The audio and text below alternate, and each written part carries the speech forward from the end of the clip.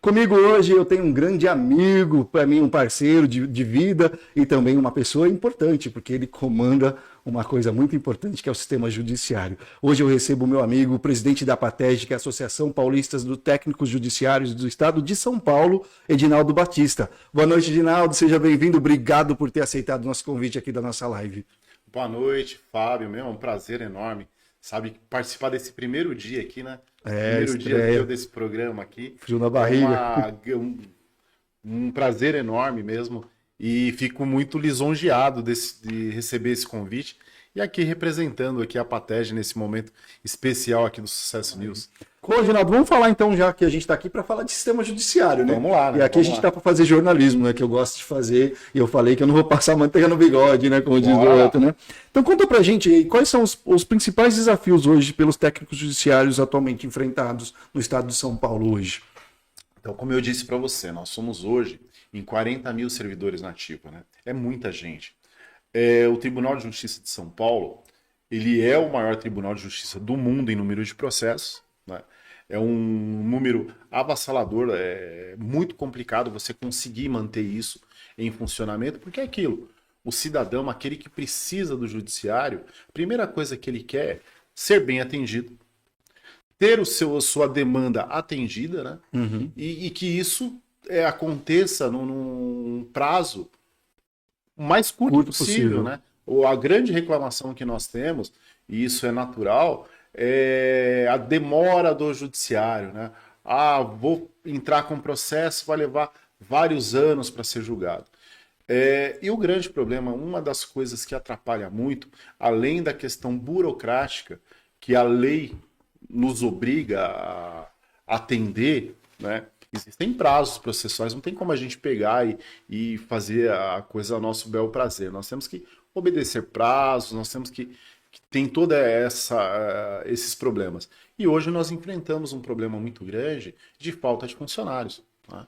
Hoje, para você ter ideia, existe aí uma demanda de cerca de 5 mil vagas, cargos vagos no Tribunal de Justiça. Então, não tem mão de obra, é isso? Falta mão de obra. Em muitos lugares, nós representamos ali várias comarcas do Vale do Ribeira. Nós, quando vamos visitar lá, às vezes chegamos num cartório, Fábio, a gente olha lá, tem 2, 3 funcionários trabalhando. Mas por que isso? Falta de mão de obra é pessoas desinteressadas ou o salário não compete, o pessoal não fica interessante? É necessário a abertura de concurso público para trazer esses funcionários. O que acontece? O Tribunal de Justiça não abre o concurso público, né? Segundo ele, por falta de verba. Olha, eu não tenho verba para pagar, então não tenho condições de preencher esses 5 mil cargos vagos. Para você ter uma ideia, nós temos oficiais de justiça aí com 1.000 mandados. São 1.000 processos aguardando cumprimento. Com 1.000. Com 1.000. Então imagina quanto tempo ele vai levar para cumprir esse Exatamente. esse então imagine, e ele tem um prazo para cumprir. Tem gente que vai morrer e não vai receber, hein? Isso mesmo. Ele tem um prazo para cumprir. Como uma pessoa, imagina que um oficial de justiça, ele pega um mandado, vai na casa de uma pessoa, até chamar essa pessoa, explicar para a pessoa do que se trata. Olha o tempo que ele leva. Ele vai perder ali. Vamos fazer uma conta rápida, né? Se ele conseguisse fazer isso em 15 minutos, quantos mandados ele conseguiria cumprir no dia? 15 minutos cada um? Ele seria 4 por hora, em 8 horas seriam cerca de 30 mandados no dia. Mas aí a gente tem que contar o trânsito, por exemplo, aqui em Barueri o trânsito está muito complicado. Com as obras na Castelo Branco, tem gente que leva mais de 1 hora para chegar em um trajeto que era antes de 10 minutos. Perfeito, a minha esposa também Sim. É servidora do Tribunal de Justiça. Ela trabalha ali no fórum aqui de Barueri. Nós estamos aqui o quê? No centro. Do lado. 10 minutos. Ela já levou 1h30 para chegar em casa, com esse trânsito louco que a gente está. Então imagina, entendeu como é falta de estrutura que o próprio poder público não dá ao servidor. E o que acontece? A população acha que a coisa não acontece porque é o servidor que não está trabalhando. Que está trabalhando com má vontade. Que está trabalhando com má vontade. Que fala que os processos não andam, essas coisas. Exatamente. E às vezes não é isso, né? Muitas vezes não é isso, na sua maioria das vezes não é isso. É falta de estrutura que o próprio Tribunal de Justiça ele acaba... Essa verba só vem do tribunal. O Poder Executivo, ele manda para o tribunal para que ele faça essa divisão aí. Hoje, 90% do orçamento que é direcionado ao Tribunal de Justiça, ele é para pagamento de despesas com o pessoal. 90%? 90%. Nossa, é um número grande, muito grande. Expressivo, na verdade. É expressivo, imagina, 40 mil servidores nativos e 20 mil inativos, aposentados, que essa verba aí é para isso. Então, o Tribunal de Justiça ele não contrata dizendo sob o argumento de que ele não tem verba, né? Então ficam essas lacunas. E hoje eu vou receber um super convidado de grandeza aqui, e não é de tamanho não, hein? Ele é quase do mesmo tamanho do Rony, mas é de uma grandeza que ele nos surpreendeu aqui nos nossos bastidores, e eu fiz questão de ter ele aqui com a gente hoje no nosso podcast. Hoje eu recebo aqui com o Fábio e você, o nosso querido Gabrielzinho Kleink. Boa noite, Gabriel, tudo Boa bem? Noite, Como Fabio, vai? tudo bom? Bem. Tô muito bem, melhor agora, antes de tudo. Boa noite você que tá aí do outro lado de casa. Hoje, uma honra estar aqui no Fábio e você com essa lenda aqui nos bastidores. Isso ajuda muito aqui nos outros programas e hoje vamos resenhar bastante. Hoje não tem futebol não, né?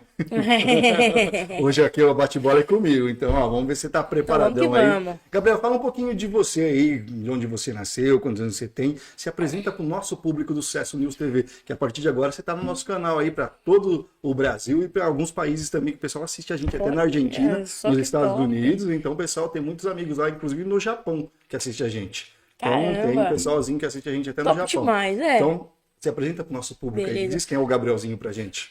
Eu sou daqui de São Paulo mesmo, né? Nascido aqui em Barueri, no Jardim Belval. E, cara, eu tenho 12 anos, né? Tô muito pequeno ainda, tô na sétima série. Né? Tô muito novo. Ainda tô no 7º ano ainda. Ano que vem tô indo pro 8º.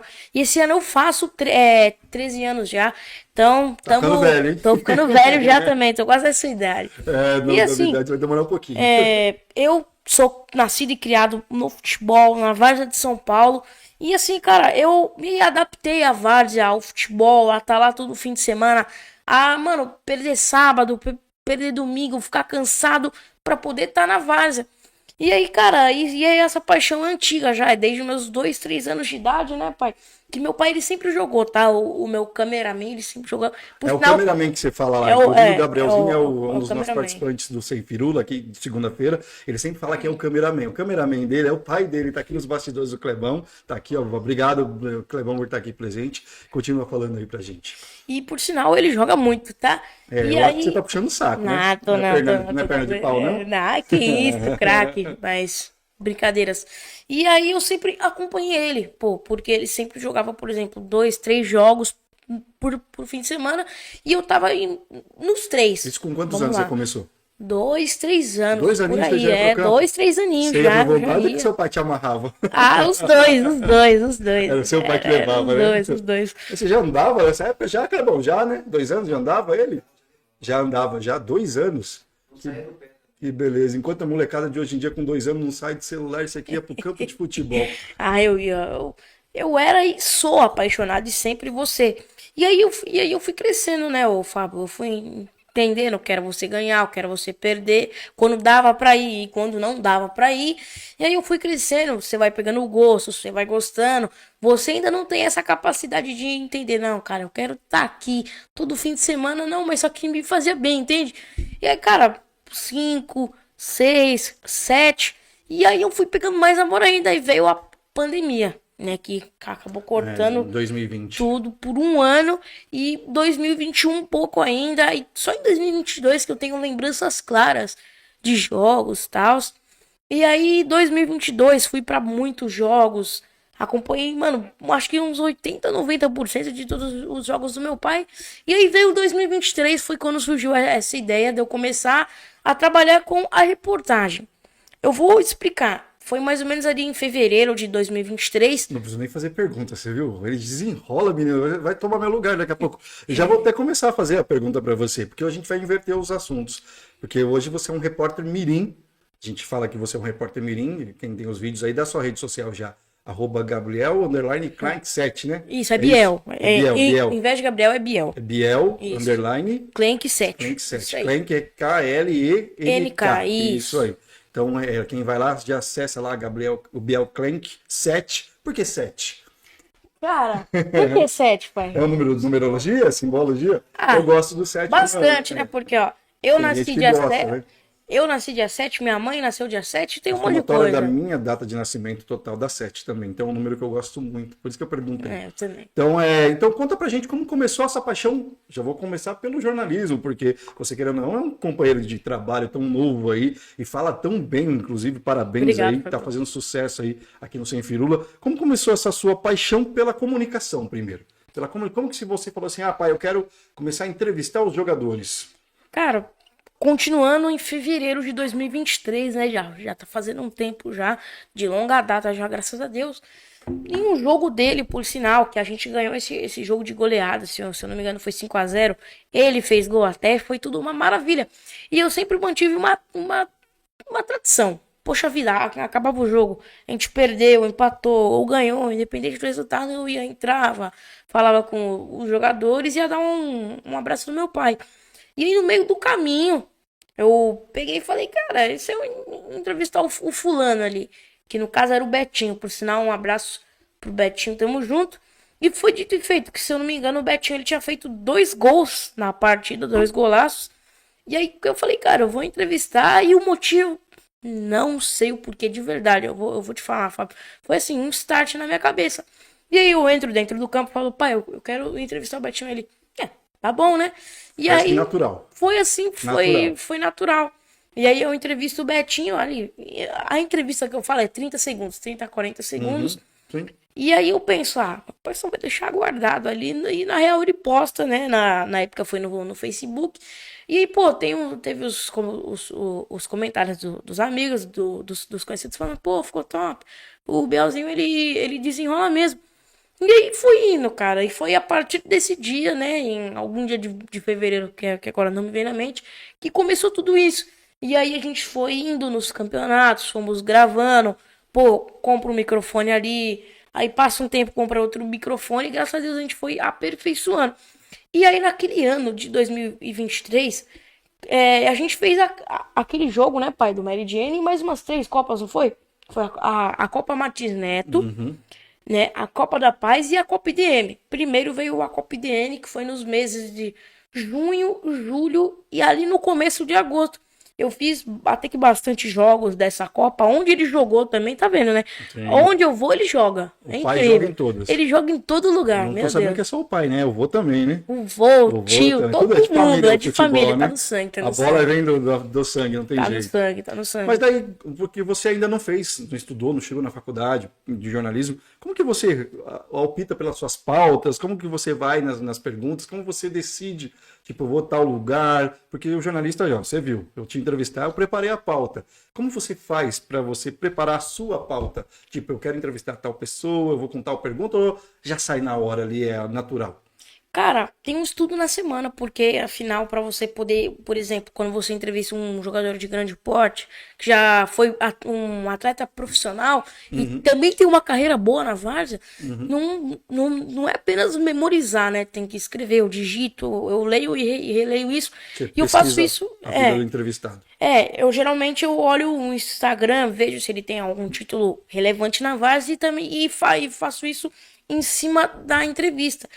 E, cara, eu tenho uma base que eu já consegui me acostumar, querendo ou não, em tão pouco tempo, que é falar sobre o peso do jogo, dependendo, por exemplo, é umas quartas de final. Você já tem sua retranca. Exato, né? Eu já falo, pô, é quartas de final, um jogo importante, valendo vaga na semifinal, ou quando é final, é valendo o título, é valendo o grande troféu, aí eu engrandeço a Copa, porque se você for falando isso, já vai dando o tempo ideal para poder acabar a entrevista e já dá a hora do jogador falar. Mas eu vou mostrar aqui o que eu faço, porque muita gente pergunta, Biel, como que você faz para memorizar, etc. Eu anoto no meu bloco de notas. É no celular mesmo. Entendi. É nem Você no papel. trabalha com um bloco de notas. Não, hoje em dia a maioria dos jornalistas trabalham usando o bloco de O notas. bloco de eu tô com notas o papel eu uso. aqui pra gente Sim. fazer um rascunho. Mas Exato. é porque geralmente o jornalista ele vai trabalhando, ele vai fazendo a retranca. A retranca onde a gente vai decidir gravar, a gente chama de retranca. A gente vai definir o entrevistado, estuda sobre a vida dele e traz as perguntas. Então, por isso que eu tô te falando, você é um garoto tão novo e ainda não fez a faculdade de jornalismo e de repente despertar esse talento pela comunicação. E fala tão bem, para quem acompanha ele, o Gabriel nas redes sociais, ele fala bem, gente. E pode acompanhar ele também toda segunda-feira aqui no Sem Firula com o Rony e sua turma. É um menininho que desenrola. E nos bastidores também é de um jeito muito. É igual a que ele tá aqui, é a mesma coisa. Por isso que eu tô falando para você essa pergunta. Despertou, além do futebol, despertou o sonho da comunicação.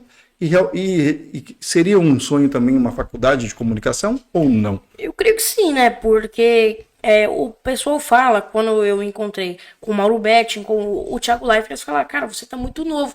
Então eu penso, né? Porque eu tenho graças a Deus, Deus me deu essa mentalidade. Eu penso, cara, se for isso que eu quero mesmo, se der certo, se Deus quiser, eu vou indo, eu faço meus 13, 14, 15, termino o ensino fundamental. Aí faço os meus 18, termino o ensino médio. E se Deus quiser, eu faço a faculdade. Entende? Porque é uma área que eu gosto. Que no caso é me comunicar. Sim. Gosto muito de me comunicar com as pessoas. E trabalhando também com o futebol. Que é uma das coisas que faz mais parte. É um pedaço da minha vida. O futebol é 24 horas. Acordo vendo e falando de futebol. Durmo vendo e falando de futebol. Então, assim, cara, trabalhar com o jornalismo esportivo Sim, vai ser pra mim vai ser, uma cara, realização. Exato, vai ser magnífico. Porque eu vou falar, conversar, interagir, que é o que eu gosto, e o futebol, que é o que eu mais amo. E hoje eu tô aqui com um convidado muito especial. Hoje eu tô com um amigo, um ator, empreendedor, escritor que hoje em dia é muito difícil, né, no tempo da era digital, mas hoje eu tenho o prazer de receber ele, que tá aqui comigo, o William Siqueira. Boa noite, William, seja bem-vindo. Boa noite, Fábio, tudo bem? Boa noite. Boa noite, gente. Seja bem-vindo aqui Obrigado. ao podcast Fábio Você. Muito obrigado por ter aceito o nosso convite. E se apresente aí pro pessoal, quem é o William hoje aí aqui em Barueri? Primeiro eu que agradeço o convite, parceria de ano, já que nos conhecemos, né? Sim. Bom, William, tenho 44 anos, sou, como você falou, empresário, ator, escritor e agora estou aventurando na literatura, porque eu comecei escrevendo dramaturgia. Sou professor também já há 17 anos. Então, polivalente, né? E a minha formação foi em jornalismo quando eu era um jovenzinho lá com 20 e poucos anos. Parceiro de profissão, parceiro de profissão, jornalista, né? Sofredor, né? Eu, na parte do empresário, eu costumo falar, eu troco, eu sou o pagador de contas. Hoje no nosso país... Hoje em dia tá assim. né? Hoje em dia, um amigo meu falou assim que a gente sobrevive, não vive mais, sobrevive com essa taxação, com esses impostos que estão aí no nosso país hoje, complicado. O nosso querido Trump ainda dando uma bela ajuda, né? Aí você sabe como é, né? Mas, William, vamos começar falando de você, porque você falou que você é jornalista, né? É jornalista, e acho que hoje você não está exercendo a profissão. Como o jornalismo te influenciou a entrar nas artes? Hoje, a sua trajetória como ator, dramaturgo, escritor, como que o jornalismo migrou aí? Porque ele deu uma ajudinha, porque comunicação. Como que você fez aí essa migração para o jornalista, para o dramaturgo, para o escritor? Uhum. Na verdade, as artes vieram primeiro, porque eu comecei a fazer teatro, eu tinha 7 anos de idade. Na antiga primeira série, que hoje é o primeiro ano do ensino fundamental 1. Sim. E aí eu fiz teatro até os meus 16 anos, 17 mais ou menos, e comecei a trabalhar. Uhum. E no trabalho, eu trabalhava com advogados, mas não pensei em fazer direito em nenhum momento. E aí fiquei pensando, bom, teatro hoje para mim não é uma coisa que eu vá investir, porque infelizmente não tem como me manter com isso. Então eu encontrei no jornalismo, porque desde novinho eu sempre gostei de ler, eu aprendi a ler com 6 anos no prézinho. Então eu sempre gostei de ler, sempre gostei de escrever. Então, para mim, trabalhar com as palavras não era um problema. Era um prazer. Então, eu fiz faculdade. Hoje em dia, qualquer um pode ser jornalista, mas eu fiz a faculdade 4 anos, estudei. Também fiz. Me registrei, tirei meu MTB, Sim. fiz alguns trabalhos, não fiz muitos, fiz muitos poucos, na verdade. Inclusive aqui no Sucesso News, quando você tinha a versão impressa do jornal. Foi sim. E também a versão digital. Eu tinha uma coluna sobre educação em 2017. Fazia sucesso, inclusive, né? E aí eu distribuí a roda. O jornal. E aí, então assim, trabalhar com as palavras para mim foi legal. Quando eu comecei na faculdade, a gente tinha um estúdio como que eu tô aqui, e isso deixava a gente um pouco inibido. Mas como eu nunca tive vergonha, nunca fui tímido, então a gente passou isso de letra. Quando eu resolvi começar a escrever, o que eu já tinha aprendido muita coisa na escola e depois na faculdade, porque a gente tem muita aula de português e redação durante os 4 anos. E como tem, né? Tem português e redação. Então tudo aquilo me serviu na hora que eu comecei a escrever primeiro os meus textos teatrais. Porque foi na pandemia, eu estava em casa, eu dava as aulas online, e aí depois de um tempo eu ficava parado. Falei, bom, deixa eu me movimentar, me botar para jogo. Então comecei, as ideias que eu tinha na cabeça, comecei a colocar no papel. Fui colocando, aí surgiu a primeira peça, ficou pronta, mandei para uns amigos, eles deram uns pitacos, umas orientações. Inclusive, o personagem principal chama Marca Página. E foi uma amiga minha, que é atriz, que leu a peça, que sugeriu o nome dele, porque ele não tinha nome. Nem existia esse personagem na primeira história. Entendi. Então, o jornalismo me ajudou muito, porque esses 4 anos, e eu fazia aula na faculdade, era de segunda a sábado. De segunda a sexta à noite e sábado de manhã. Então, tudo isso que eu fiz lá me ajudou muito no domínio do idioma, né? No meu idioma, claro, português. Sim. Então isso me ajudou muito. Bacana. Mas aí eu vou linkar. Por que desistiu do jornalismo? Não surgiram muitas oportunidades na época assim que eu me formei. Eu me formei em 2005. Então eu fiz um freela aqui, um freela colar, fiz alguns. E aí surgiu a chance de eu fazer um intercâmbio. Bacana. Eu trabalhava numa empresa, eles me dispensaram, então com a grana do fundo de garantia da época, eu consegui fazer o intercâmbio. Você foi pra fora. Como eu já falava, já tinha feito inglês e espanhol, eu fiz intercâmbio de espanhol, aprimorei o idioma, que é o que eu mais gosto. Quando eu voltei, eu comecei a dar aula.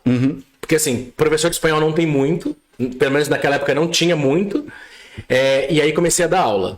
Surgiu um freela ou outro, eu ainda fiz, mas as aulas começaram a pagar as minhas contas. Sim. Então Foi uma opção. eu tive que, eu preciso pagar as contas, então eu vou continuar dando aula. Chegou um momento da minha vida que eu dava aula de segunda a sábado. Nossa. Eu trabalhava em 5 escolas diferentes de idiomas e ainda trabalhava na rede pública de Santana de Parnaíba, dando aula de espanhol. Ficou rico? E nunca... Paguei as contas. E fiz... E trabalhava num colégio privado. Particular. Então, eu já dou aula há 17 anos do idioma. Então, por isso que o jornalismo meio que foi ficando de lado e eu fui focando no que estava me dando dinheiro na época, que era ensinar idiomas. Mas assim, um dos colégios que eu trabalhei, o colégio privado, eles tinham um jornalzinho. Então, nos 2 anos que eu fiquei com eles, eu que fiz o jornal, que eu não diagramei, mas eu que organizei os textos, montou o escopo todo certinho, revisei todo o material. E aí eu tenho, inclusive, uma versão do jornal na minha casa. Guardado, eu tenho uma plaquinha com os meus trabalhos. Então eu ainda fiz o jornalzinho nesse colégio. Depois eu fiquei 1 ano aqui com você escrevendo na coluna. Quando eu ainda estava dando aula. Depois, em 2022, eu escrevi no site de uma amiga minha, Lê Ferrarez. Hoje ela está no TV Fama, lá na Rede TV. Legal. Ela tem um site de entretenimento. Então eu escrevia sobre filmes, livros, enfim, tudo que era ligado à cultura. Legal. Eu já fui assistir alguns filmes, depois a gente fazia ali o resumo contando para o público. Então por isso que o jornalismo não ficou tão forte. Porque as outras opções que acabaram eram mais rentáveis na época e elas foram me levando. Então foi. Acabaram que o financeiro juntou com a vontade com a fome de comer, né? Sim, exatamente. Entendi. Aí vamos falar desses seus 2 livros, porque você tem 2 livros infantis que tá aí, depois a gente mostra aí. O Anselmo tá aí na tela. Anselmo, se você conseguir, coloca o primeiro livro na tela, que é a capa branca, ou tá na ordem, mas eu vou o capa azul. É o capa azul? Ele vai coloca pra mim o capa azul. Que é esse aqui. Que chama Marca Página. Marca Página e as histórias do livro. Eu coloco aqui. Você consegue mostrar aqui? Na geral, esse aqui, ó. Ou coloca nessa aqui. Nessa aqui? Ah, não, ele colocou no ar. Ah, lá. Tá. Esse é o segundo. Esse é o segundo. Coloca o azulzinho. Não tem problema, Isso. vai no ar. Esse é o fala primeiro. desse livro. Como que ele surgiu? Então, em 2020 eu escrevi a peça de teatro, que... Bom, deixa eu voltar um pouquinho antes. Em 2019 eu fiz uma oficina de escrita criativa. E no último dia da oficina a gente tinha uma missão. Bacana. A gente tinha que escrever um começo de uma história. Então eu escrevi uma história em que o livro conversava com duas crianças. Bacana. Os adultos não conversavam com a criança. Era só o livro. Sim. E aí... Acabou a oficina, eu fiquei com aquele escrito no meu caderno. A pandemia chegou e eu falei que eu queria escrever. Eu relendo as minhas anotações, falei, vou transformar essa história. Sim. Foi quando eu transformei aquela uma página em 5. Bacana. E aí mandei para os meus amigos, eles deram pitacos. Aí de 5 virou 20.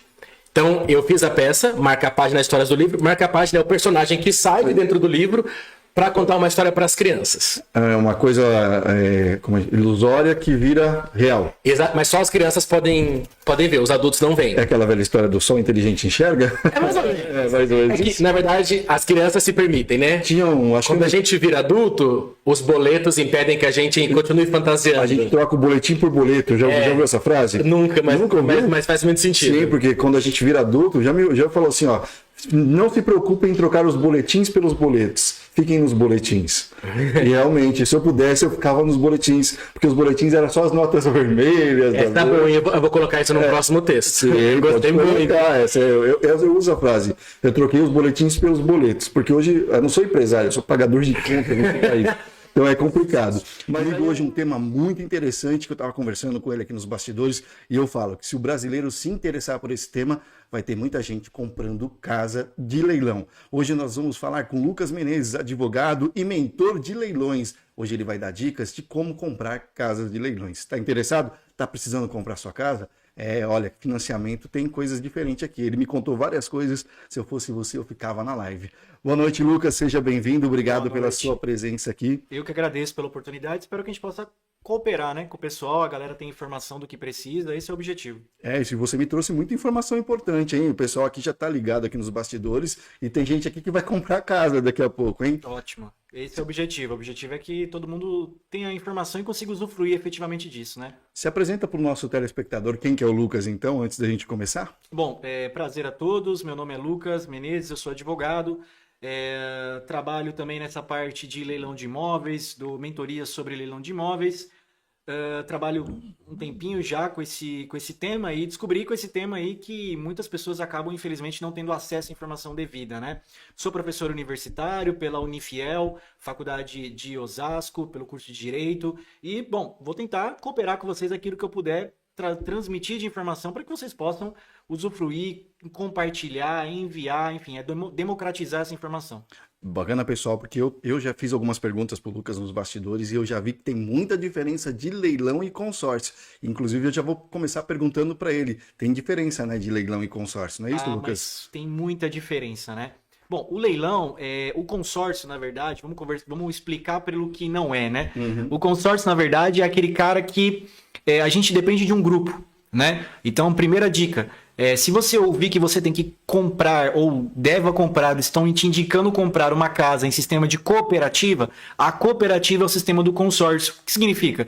Que se um não pagar naquele grupo, todos terão problema. Então, imagine um grupo com 5 pessoas. Para que alguém seja contemplado em algum momento, todos têm que ficar adimplentes. Claro que existem vários tipos de carteiras, cartas de consórcio, mas quase sempre é assim. E imóveis em sistema de cooperativa é um consórcio, ou seja, se em algum momento alguém deixar de pagar, a obra será atrasada. Então, essa característica já não é boa, porque você fica à mercê do bel prazer e da adimplência dos demais. E isso já não é legal, isso acaba criando problemas, né? É uma sociedade, na verdade, né? Exato. Aquele que pisar na bola derruba todo mundo, né? Exatamente. Igual o pinos do boliche, né? Quando um cai, outro derruba todos, né? Exatamente. Então existe uma grande diferença. Né? Enorme diferença, e aí eu explico por que o leilão tem esse outro critério. O leilão, qual que é a origem do leilão? Então imagina assim, alguém está devendo, tem uma dívida, seja ela qual for, essa dívida passa a ser judicial. Então existe um processo judicial onde está determinando que aquela pessoa tem uma dívida efetivamente que vai criar um problema para ela, por algum motivo gerou aquela dívida. Então, por exemplo, um carro que você comprou e não pagou, uma casa que você comprou e não pagou, um empréstimo, qualquer tipo de dívida que vai transformar-se em judicial. Bom, quando existe uma dívida, você será cobrado judicialmente por isso, e existem 2 tipos de cobrança. Penhora. Então, a lei fala, o Código de Processo Civil fala que a penhora é um mecanismo de cobrança, de exercer a cobrança. Então, você deve, existe uma inadimplência, existe uma dívida e você será cobrado. Então, será penhorado as suas contas. Então, toda vez que você ouvir alguém falar assim, bloqueou minha conta, é porque alguém está passando por um processo judicial de cobrança e o método de bloquear a conta da pessoa é um formato de cobrá-la, para que ela possa pagar aquilo que deve. Perfeito. Tentou bloquear, não achou nada na conta. Qual é o próximo passo? Então, é a penhora dos bens. Então, os bens que a pessoa tem, o carro, a casa, ele será penhorado. Essa penhora, ou seja, será levado a leilão esse patrimônio, vendido para satisfazer a dívida daquele processo. Então, qual é o objetivo? Pagar a dívida daquele processo, pagar a dívida que o processo está trazendo. E aí que vem o pior, e na verdade é pior para alguns e melhor para outros.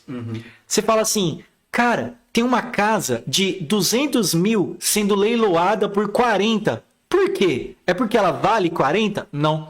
É porque não está leiloando a casa para pagar a dívida do processo? Então, a casa será leiloada para satisfazer a dívida do processo e não pelo valor que ela vale. Por isso que, naturalmente, a casa, então, já automaticamente passa a ficar mais barata. Aí já onde vem a vantagem do leilão em vez do consórcio. Exato. Aí a vantagem para quem está comprando no leilão. Para aquele que perde, é horrível, né? Você saber que o patrimônio que você comprou está sendo perdido em valores inferiores. Mas para quem compra, inferior, né? Automaticamente fica muito vantajoso. Na né? verdade, o que o banco vai cobrar ali é os juros, né? Essa diluição de dívida aí é mais o que o banco vai receber, praticamente ele tira os juros e recebe aquilo que ele emprestou. Exato. Aquilo que você financia, você paga lá 100 mil, você vai imputar juros, você acaba pagando o dobro. Quando o banco pega de volta, ele só vai... O interesse dele é querer saber o que ele emprestou, só nem os juros ele pensa. Exato, porque na regra visual do banco, ele interpreta assim, essa pessoa não pagou para mim, eu já perdi. Vou tentar recuperar o máximo que eu puder. Sim. Mas mesmo assim, não vai recuperar proporcionalmente. Então, para o banco acaba no final ficando um prejuízo. Para quem perde a casa, naturalmente, muito mais. Mas para quem compra o imóvel no leilão, a gente quem comprou. Muito vantajoso, muito importante. Aí, sim, muito vantajoso, muito possível, né? Aí a regra daquela casa já não fica muito longe, né? Fica mais possível, né? Bom, gente, e aqui a gente vai continuar com o nosso Fábio e você, mas agora eu vou falar do assunto do tempo. Eu coloquei lá a lente em resina, acabou, eu nunca mais vou precisar voltar para o consultório. É verdade? Ela dura quanto tempo? Ou tem manutenção? Como Sim, funciona tem isso? uma manutenção. O paciente ele precisa voltar a cada 6 meses ou pelo menos uma vez por ano. Eu sempre falo para os meus pacientes que os pacientes que são dedicados, que cuidam, que têm toda uma higienização, eles precisam vir apenas uma vez por ano. Agora, o paciente que ele não tem tanto cuidado, não passa tanto fio dental, não usa os produtos adequados, depois a cada 6 meses ele precisa... E o fumante, né? A cada 6 meses ele precisa retornar. Ele precisa fazer Exatamente. um retorno para ver se está tudo ok. Mas né? é sempre ou a cada 6 meses ou uma vez por ano. O que seria 6 meses uma vez por ano? Então, o fumante tem que voltar mais vezes. A cada 6 meses. E quem não fuma, quem cuida... Uma vez por ano só já é o suficiente. A manutenção dura anualmente. Exatamente, porque na manutenção a gente faz a reposição do brilho. Porque, assim, Fábio, quando a gente aplica a lente de resina, você sai lindo e perfeito de lá. Só que o que acontece? Você vai se alimentar com coisas quentes, geladas, e você vai passar creme dental, vai esfregar. Então, esse esfregaço, essa relatividade de temperaturas faz com que perca um pouco o brilho, não que perca totalmente. Aí a gente tem que dar essa renovação e limpeza, porque às vezes não é que perdeu o brilho, mas tem muita sujeira em cima, que a gente não consegue ver o olho nu. Então a gente precisa limpar tudo isso. É um polimento, praticamente igual faz no carro. Polimento, exatamente. É um polimento e uma limpeza. Uma profilaxia geral. Vamos falar o seguinte, e depois, eu coloquei a resina, mas eu não gostei. Posso tirar? É um procedimento 100% seguro e totalmente reversível. Se você falar que não quer mais, por exemplo, fiz agora, passou 3 anos, não quero mais, quero voltar com meu dente natural. é só a gente remover e você fica com o seu dente natural. A única coisa é que quando a gente remove, precisa fazer um polimento do esmalte para hidratar ele de novo, porque o dente ele é um órgão, então ele também precisa absorver essa água, que a gente se alimenta com água dos nutrientes, então ele também precisa disso. Então por isso que a gente precisa repolir o esmalte e pronto, vida normal. O pessoal fica falando assim, coloco lá, vou esconder os meus dentes de trás. A resina estraga os dentes? Se você não higienizar e não fazer as consultas de manutenção, sim. Sim. O cuidado é o mesmo, mas... Porque, na verdade, não é a resina. O problema é o alimento que vai ficar embaixo daquela diferença entre a resina e o dente. Que pode acontecer até no dente sem a resina também. Entendi. Então, cuidado é igual, mesmo se você não tivesse. Mesma coisa no dente natural. Cuidar de boca é sempre uma natural, coisa que você né? tem que fazer todo ano. Depois não o tem pessoal fala assim, dentista custa caro, mas o pessoal não cuida, né? Exatamente. Não é verdade? Hoje eu recebo aqui Renan Canuto. Seja bem-vindo, Renan. Boa noite. Obrigado pelo carinho. Obrigado por ter vindo aqui hoje. Fábio, eu que agradeço. Meu primeiro podcast solo. E eu estou um pouco nervoso, acho que é normal, mas feliz com esse convite. Muito obrigado. Sim, é um bate-papo. Sinta-se à vontade, vamos bater um papo. Já tomou café, agora tem a sua guia. Ó, William, já tratei bem aqui, já tomou café. O Renan, ele é ator, o Renan também escreve, o Renan é ilustrador, daqui a pouco a gente vai falar sobre isso, mas hoje a gente vai começar falando sobre o seu papel no teatro, né, como ator, claro. Conta pra gente como você começou no teatro, começou a sua carreira atuando, conta pra gente aí, mas antes, se apresenta pro nosso público. Oi, pessoal, eu sou o Renan Canuto, é mais ou menos assim que eu falo no Sim, seja você. E aí, tenho meus 32 anos de vida, de teatro, pouco tempo, né? Acho que metade disso, um pouco menos que isso.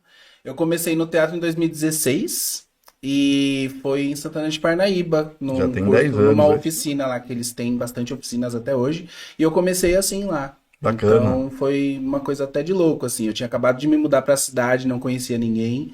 E aí, meio que dormindo no ônibus, assim, acordei num momento em que passava na frente de uma faixa. E aí na faixa falava, aulas de teatro em Santana de Parnaíba. Eu nunca tinha feito e eu tinha muita vontade de fazer. Você tinha vontade, mas então aquilo ali foi um chamado. Sim, só que na minha vida eu tenho que querer as coisas pra conseguir. E aí claro. naquele momento eu quis e fui, assim, e até hoje não E aquela faixa no ônibus hoje tornou inesquecível, Marcou ficou marcado, minha né? Então foi assim que começou sua carreira de ator?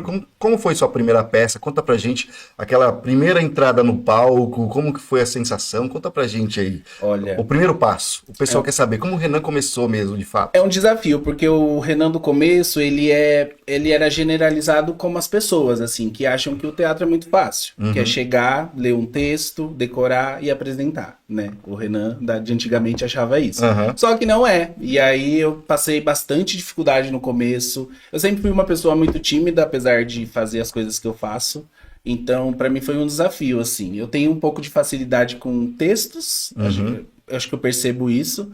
E com comédia, né? A parte dramática, assim, até hoje eu tenho um pouco de dificuldade, trabalho isso em mim. Mas no começo foi uma peça que falava sobre a ditadura. Quem dirigiu foi o Vanderlei Dias, que hoje é um grande amigo meu. Bacana. E aí foi legal. Era uma peça que conta ali 3 passagens da ditadura, assim, as crianças, daqui a pouco elas são adolescentes, daqui a pouco elas são adultas, e como que cada uma vive essa parte da ditadura, por conta da classe ali. Algumas são mais pobres, outras são mais ricas, e como que foi tudo isso, assim.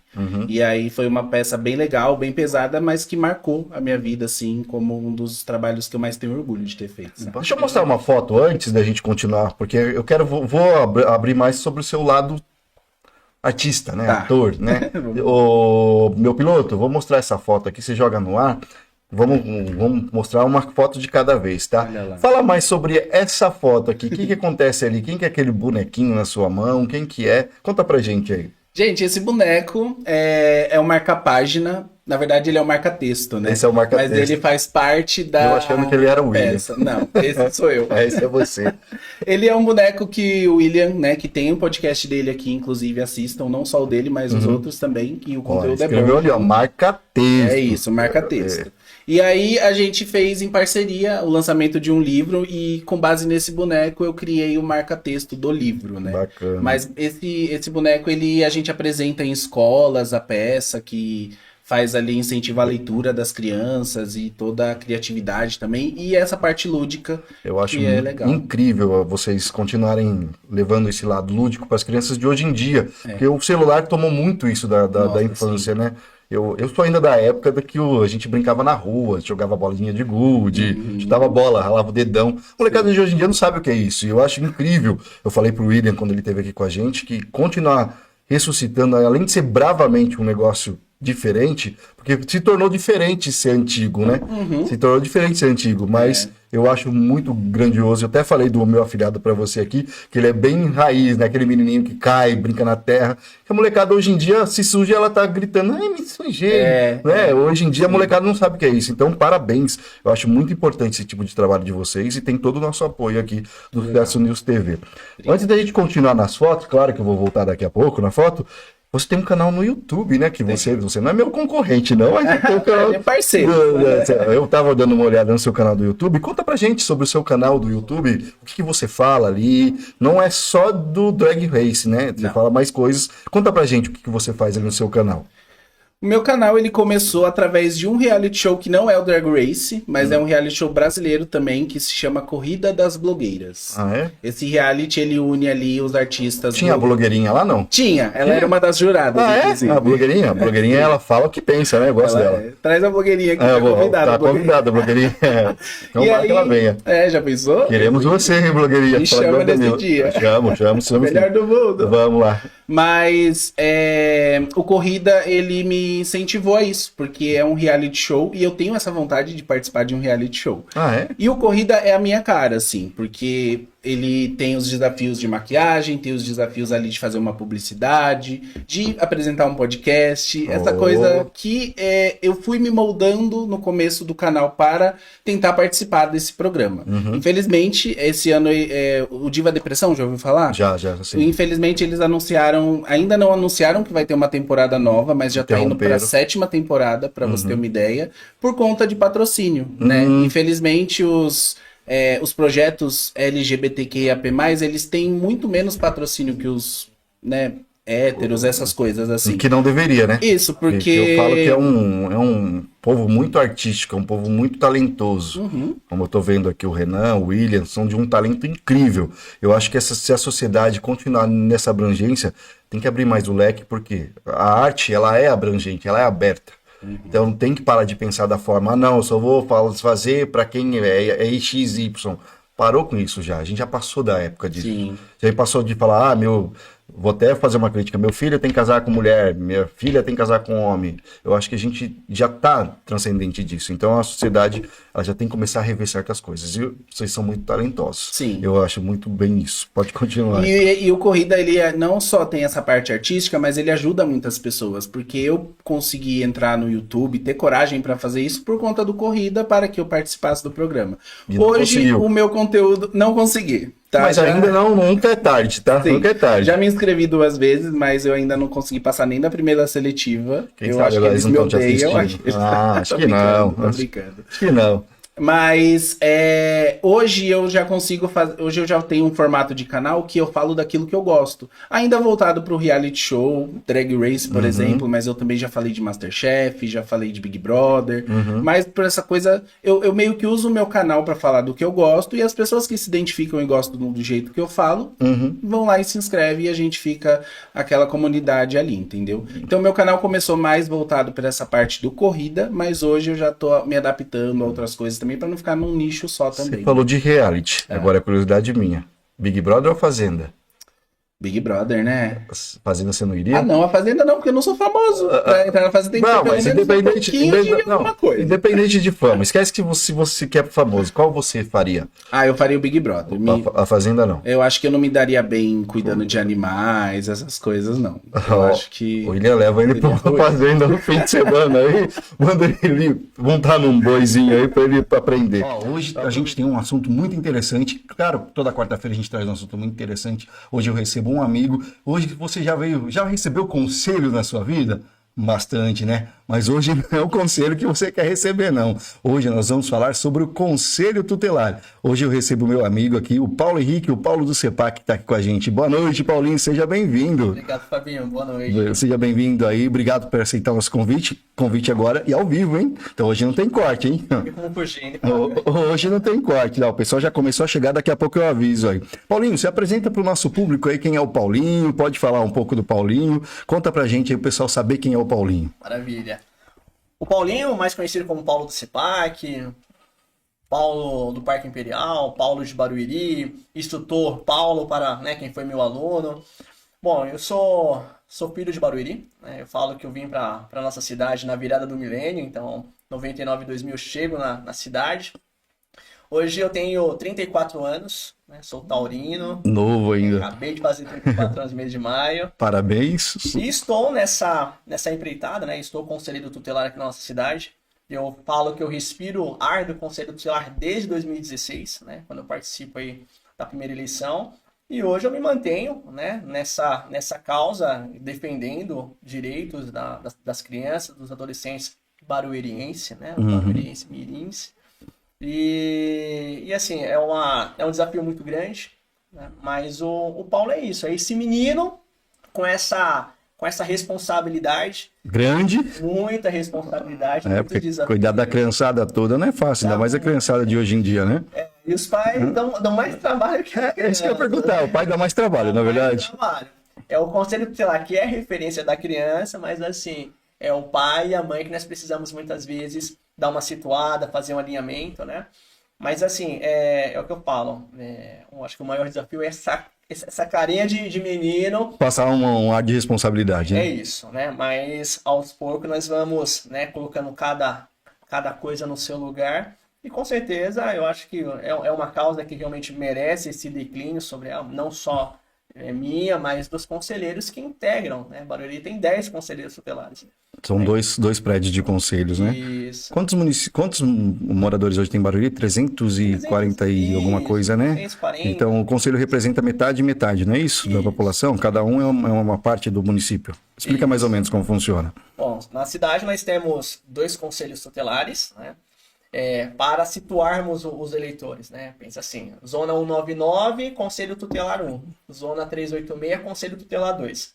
Paulo, não entendo nada de zona. Então vamos pegar o centro de Barueri para trás. Então, centro de Barueri, Castelo Branco, Alphaville, Jardim Mutinga, Parque Imperial, Santa Cecília, Tamboré, Chácara Mar... Lá de cima. É o 2. É o 2. Que é a minha abrangência. Conselho Tutelar 1. Aqui no centro, Jardim Belval, Silveira, Vale do Sol, Líbano, aí vai embora pra Zona 99. O São Pedro também, né? Ou não? O São Pedro é seu ou é dele? O São Pedro é meu. É seu? É minha, Bom saber, é todo lado. Aqui é o vizinho. É todo lado, então. Bom saber que o conselho... Aproveitando o gancho, você está falando que os pais dão mais trabalho que os filhos. Mas hoje em dia os pais estão se tornando pais cada vez mais cedo, né? Então seria esse o motivo do pai também ainda ser um adolescente, um jovem pai e dar um pouquinho de trabalho e não entender o trabalho do conselho? Não vou afastar esse indicador, né? Afinal de contas, sim. Hoje, cada vez mais cedo, eles estão assumindo essa responsabilidade, né, de querer ter filhos mais cedo. E aí, muitas vezes, você tem 2 crianças, né, cuidando de uma criança, e aí, muitas vezes, sobra a responsabilidade para os avós, né? É uma parcela significativa? É uma parcela significativa. Mas também eu não vou ignorar aquele pai, aquela mãe que já tem uma idade madura, mas assim, querem vivenciar aquela adolescência que não tiveram. E aí é onde muitas vezes, olha, eu sou mãe, mas assim, Fabinho, eu tenho a minha vida, eu preciso também sair. E eu concordo, mas deixa um adulto capaz e responsável cuidando dos seus filhos. Né? É aí que peca, não é que você não pode fazer. Você pode fazer, mas tem a responsabilidade. Isso, quer sair, você pode sair. Você quer passar 3, 4 dias fora de casa, ok. Mas deixa uma pessoa responsável, capaz, que vai garantir o direito dessas crianças. Porque senão vai incidir violação do ECA. Aí vai sobrar pro vô, pra avó, sempre, né? Pra variar, né? E vai sobrar para o que tem que sair às vezes à noite, fora de casa, fica de plantão. O pessoal não sabe que o conselho tutelar não para, né? Não é assim, acabou 5 horas, fechou o prédio, acabou o trabalho, o Paulinho vai pra casa, assistir novela, que nada, o telefone é 24 horas, é assim? É isso. É plantão, não é? Eu falo que eu não vou romantizar o trabalho. Né? Sim. Por exemplo, eu sou conselheiro 24 horas. Não. A instituição, conselho tutelar é 24 horas. Ou seja, sempre vai ter um conselheiro de plantão, né? Sob aviso. Então, por exemplo, hoje é o quê? Hoje é quarta-feira? Hoje é quarta. Hoje é minha folga. Hoje tava de folga, né? Hoje trouxe você pra cá. Hoje tirei você de assistir a novela. Mas toda terça-feira eu fico sob aviso. E aí, como nós somos 5, então cada dia da semana fica um conselheiro sob aviso. Que é o plantonista. Atento, que é o plantonista. Atento aos acionamentos que podem acontecer à noite, de madrugada, nas primeiras horas do dia, né? Se tiver criança e adolescente com uma suposta violação de direito, né, e os pais não estão presentes, ou os pais são os agressores, os violadores, o conselho precisa agir. Isso fora não tem hora. É 24 horas a instituição. Qual é o caso que o Paulinho atende mais hoje? O mais corriqueiro. Olha, Evasão escolar? eu não vou falar que é evasão, Fábio. Eu vou até ser...